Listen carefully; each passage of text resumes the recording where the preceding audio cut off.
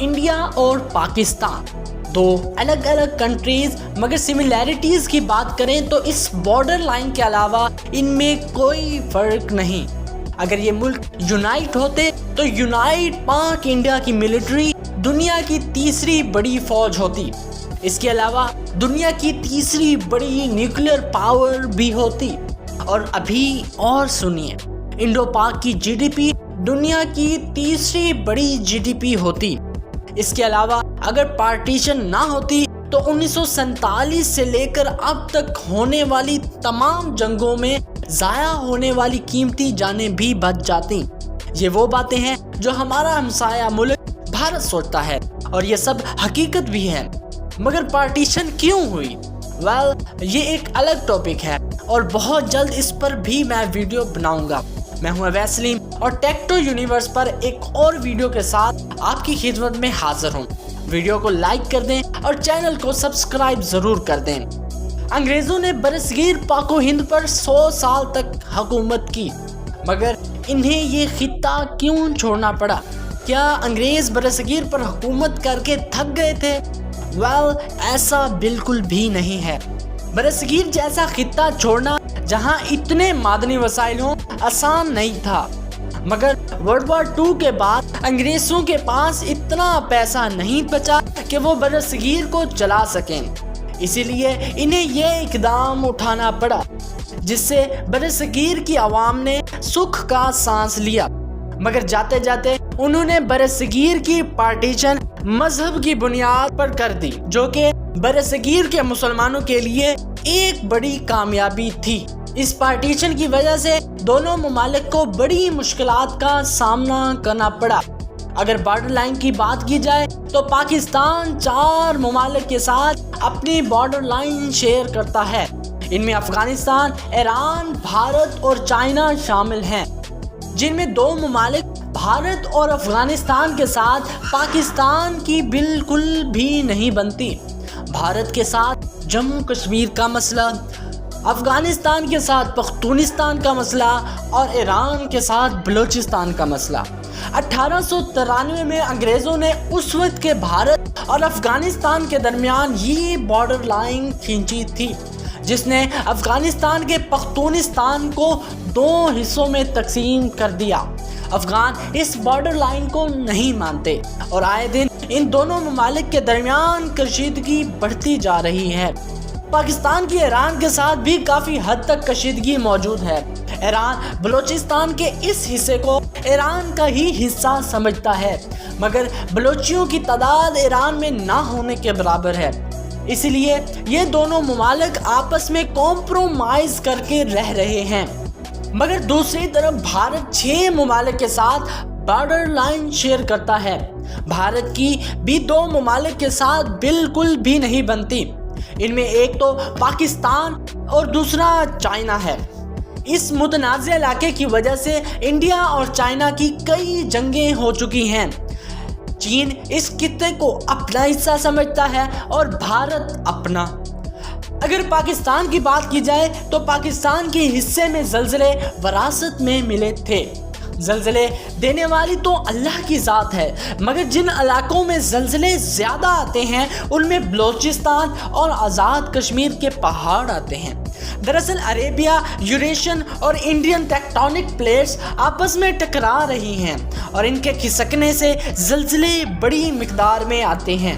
مثلا 2005 کا آزاد کشمیر کا زلزلہ پاکستان کو 1146 کلومیٹر لمبی کوسٹ لائن وراثت میں ملی ہے، مگر پاکستان کی 60% سے بھی زیادہ تجارت کراچی پورٹ سے ہوتی ہے۔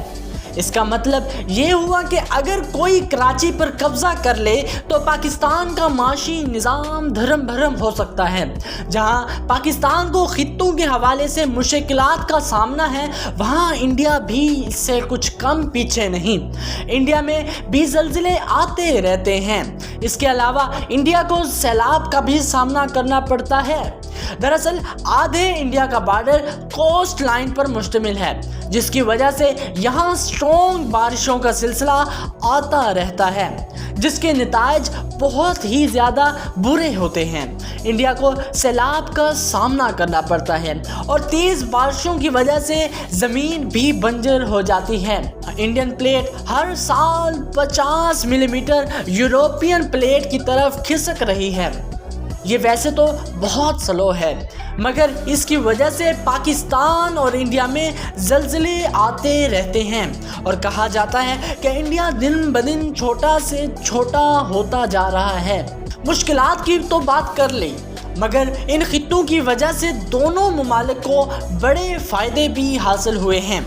जैसे पाकिस्तान की सरजमीन के नीचे पेट्रोलियम के तकरीबन 8 बिलियन से भी ज़्यादा बैरल्स मौजूद हैं। पाकिस्तान की सरजमीन मादनियात से माला माल है।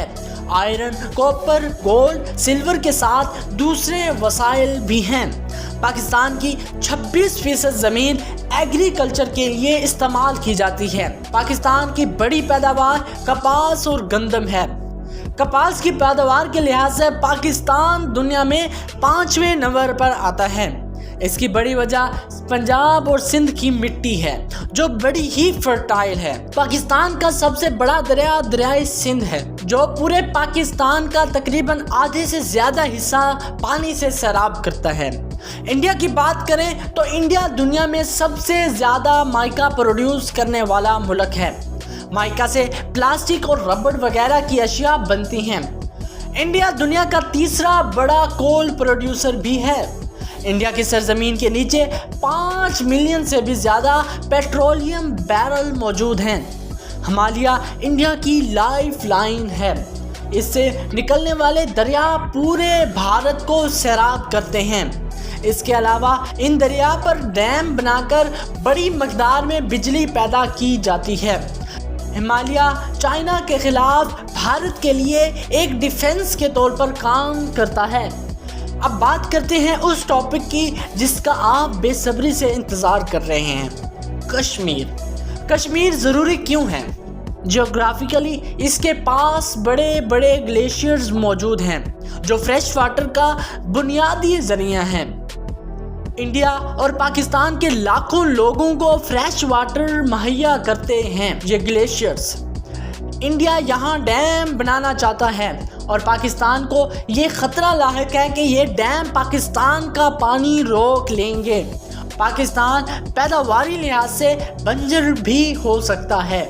इन्हीं ख़तरात के पेश नज़र 1960 ईस्वी में दोनों ममालिक के दरमियान एक मुआहिदा तय पाया, जिसे सिंध तास कहा जाने लगा, जिसके मुताबिक सिंध, चनाब और जहलम पाकिस्तान के हिस्से में और ब्यास, रावी और सतलुज भारत के हिस्से में आया।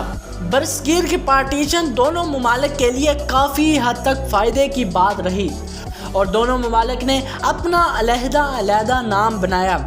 जैसे पाकिस्तान टेक्सटाइल और फुटबॉल प्रोडक्शन की वजह से फेमस है, इंडिया माइका और कोल प्रोडक्शन की वजह से। आज की वीडियो के लिए इतना ही। अगर वीडियो पसंद आए तो लाइक कर दें और चैनल को सब्सक्राइब कर दें।